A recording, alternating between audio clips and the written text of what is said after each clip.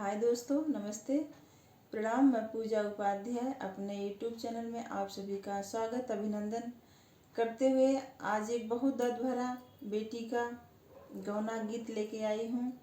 बहुत प्यारा गीत है, आप लोग पूरा सुनिए और कैसा लगता है कमेंट करके ज़रूर बताइए और पसंद आता है तो अपना प्यार आशीर्वाद ज़रूर दीजिए।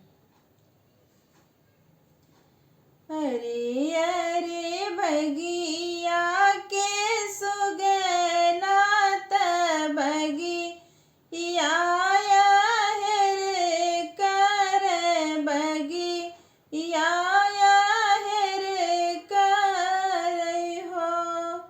अरे अरे बगिया के सुगना बगिया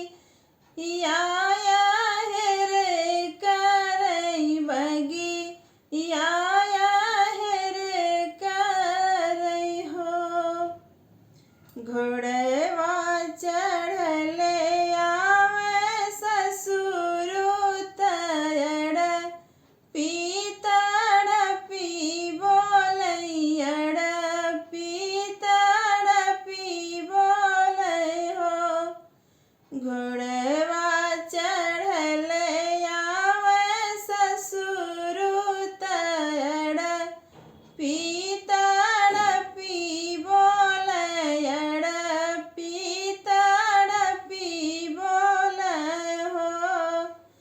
बहुअर चली चल तू अपना के देश जहाँ पे तुहरा सब केहू जहाँ पे तुहरा सब केहू।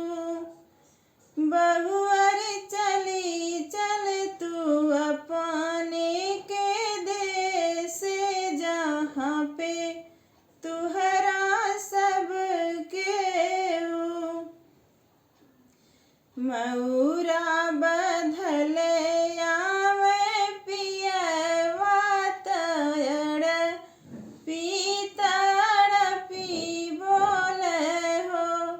मऊरा बंधले आवे पियवा तड़ पीतड़ पी बोलै।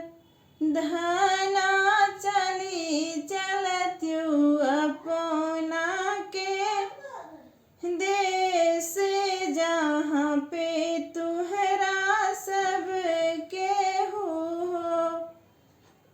धना चली चल तू अपना के देश जहाँ पे तुहरा सब केहू हो।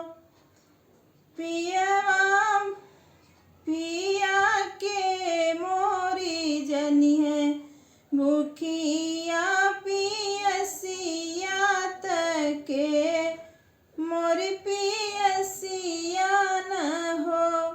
पियवा के मोरी जनी है जे भूखिया तके ना पियसिया न हो।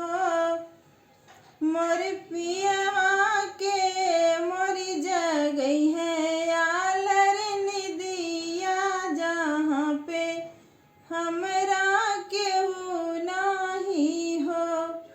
पियवा के हो जगई है आलर निदिया जहाँ पे हमरा केहू नाही हो।